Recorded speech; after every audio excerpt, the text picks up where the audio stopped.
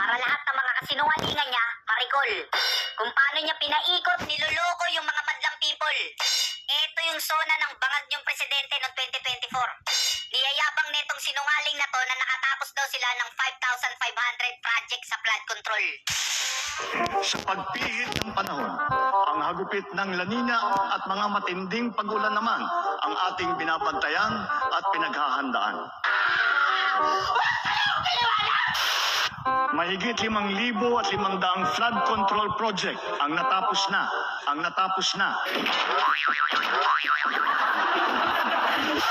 At marami pang iba ang kasalukuyang ginagawa sa buong bansa. Sinungaling!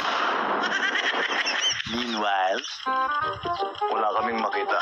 Kahit isang hollow block, isang semento, walang equipment dito. Lahat itong project na ito, ghost project.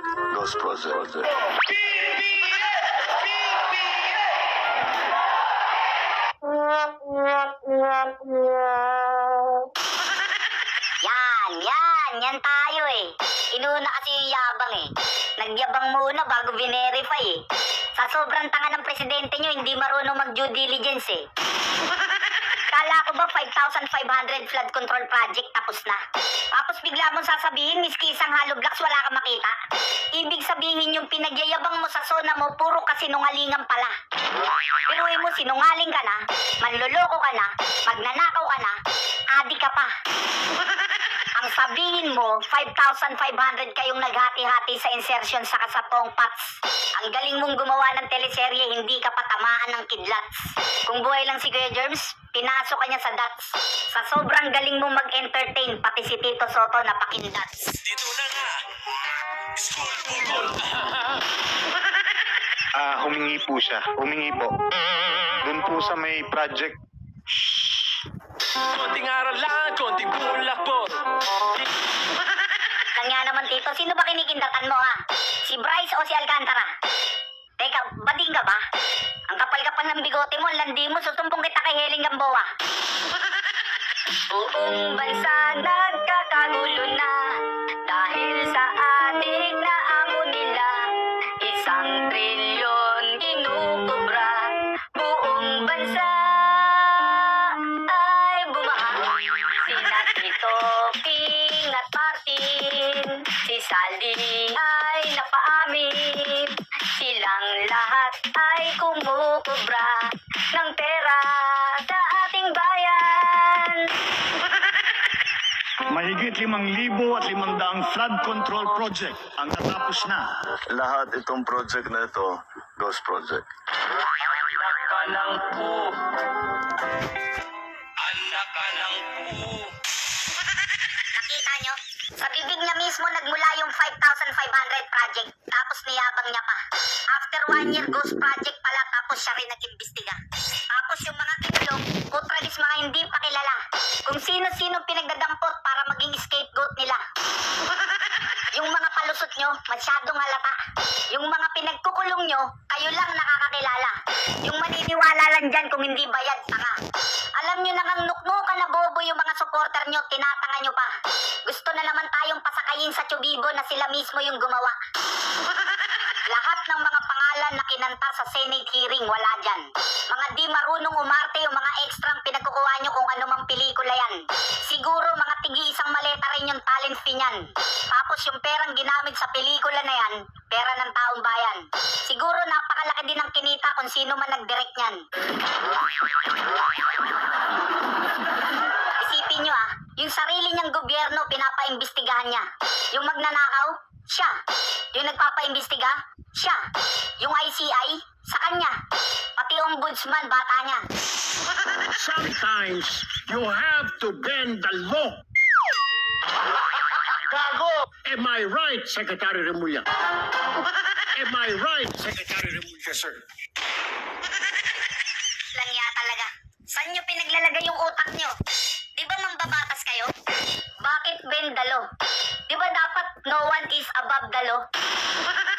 Bakit kayo pa mismo ang babaluktot ng batas nyo? Ano yun, batas ko, baluktot ko? Kung ganun lang din, edi lahat ng kinulong nyo, palayain nyo. Para magrambulan tayo rito. Wala baboy din yung mga nakaupo.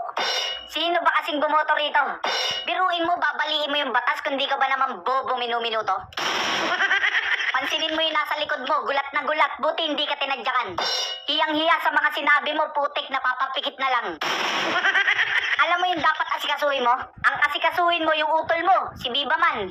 Tirador ng Viva Max, nagpapaulan ng tip gamit pera ng bayan. Endorser ng Robas, ang lakas bumembang. Sa pulang idol nyo. Teka. Bakit parang buntis si Sherry? Ben, wag mong pagbintangan si Rafi. Ang laki kasi ng tiyan, gagi. Sa pulang idol nyo. Hindi talagang ang laki talaga ng tiyan eh. Kaya naman pala nagpa-Robas challenge sa FB. Eh ano ngayon kung nagbababae siya? Ang nakakahiya kung nanlalalaki kapatid ko. Kahit kailan talaga si Raulo talaga yung kuya mo. Kaya nasasapak ni Claudine to eh.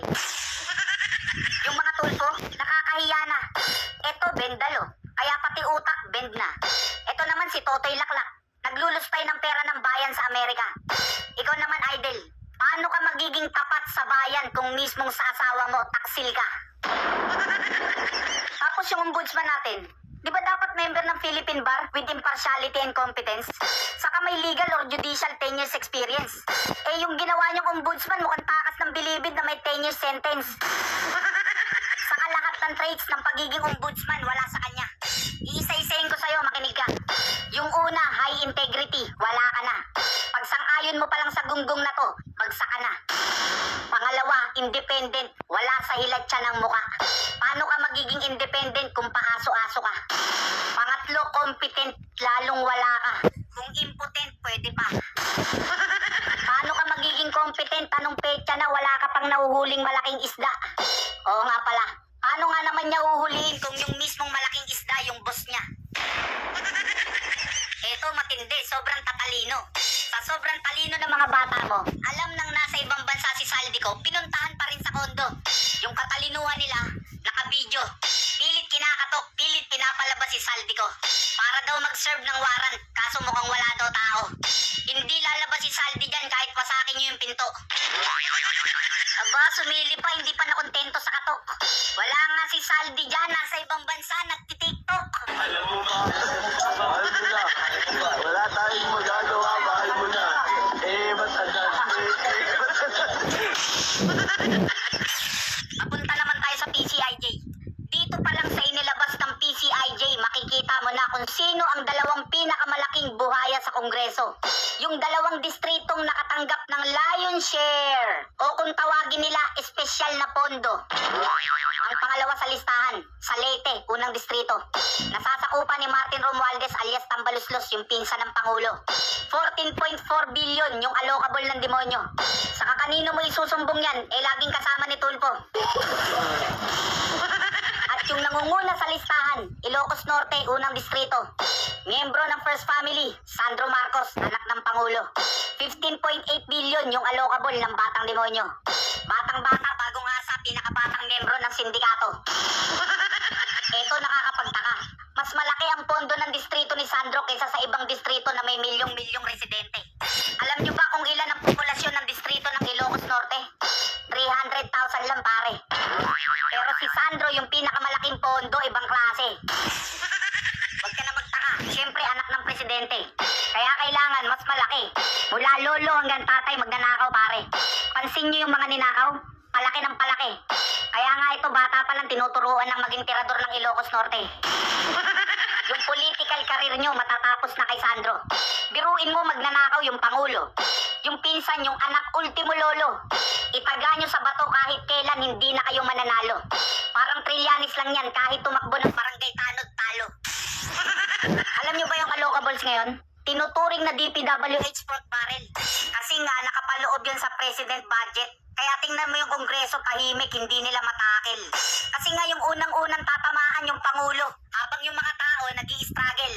Kaya nga yung PCIJ binansagan tong dalawa na to, mga hari ng pork barrel. Diba ginawa ng unconstitutional yan? Ang kapal talaga ng mga mukha nito, yung pork barrel, labag na sa konstitusyon yan. Di bale, yung mga kasakiman nyo, may hangganan din yan. Kaya kung nasa taas kayo ngayon, karumal-dumal yung lagapak niyan. Tandaan nyo yung tadhana parang Bombay pag naningil ng kasalanan. Malaki interest niyan.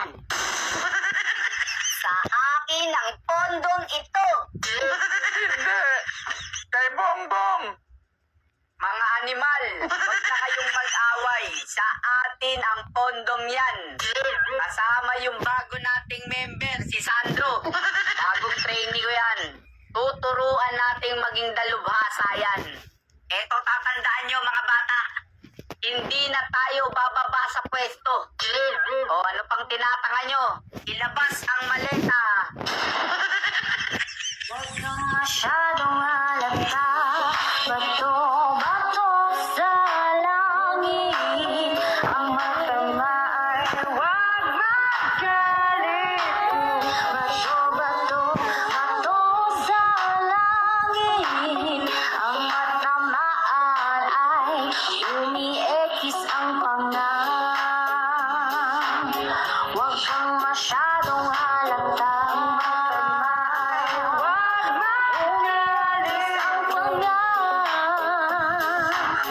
Huwag kang masyadong halata.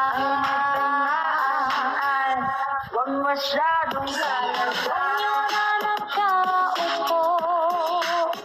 Basukan nyo naman ang tumayo. Pangalang magalaw.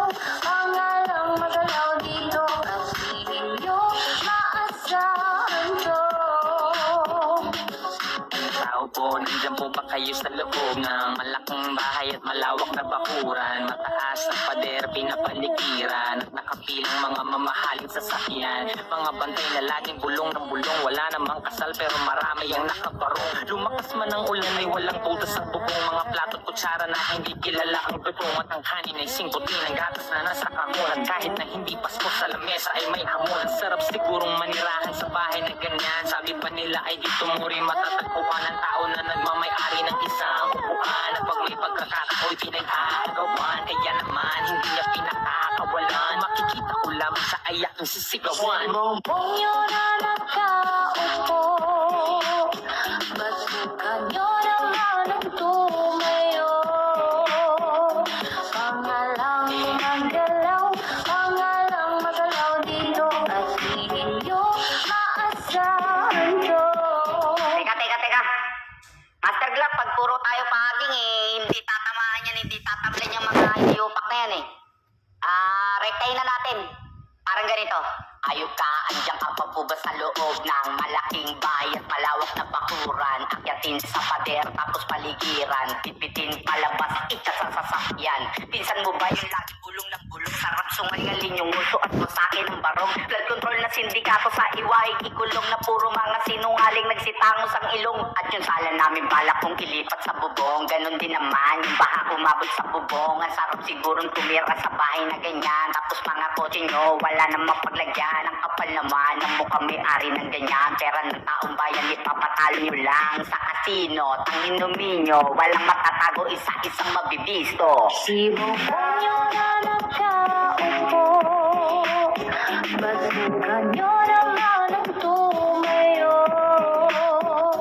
Pangalang magalaw.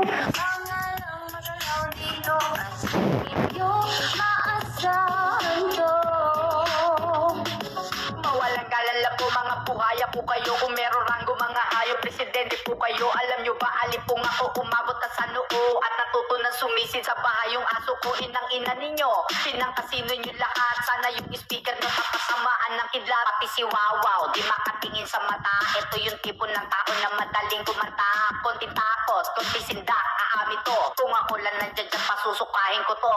Sinungaling, asawa ng kawatan. Madali kang pumiyok, dun sa payong na lang. Laglagan, yung dalawa na magos. Sabay sila dun sa kasino na nag-uubos. Ano ba bongbong, hanggang ganyan ka na lang. Pag-gewang-gewang yung pangagang, tingin ka na lang. Huwag kang masyadong halata. Bato, bato sa langit. Ang matama ay huwag magalit. Bato, bato, bato sa langit. Ang matamaan ay umiekis ang pangang. Huwag kang masyadong halata.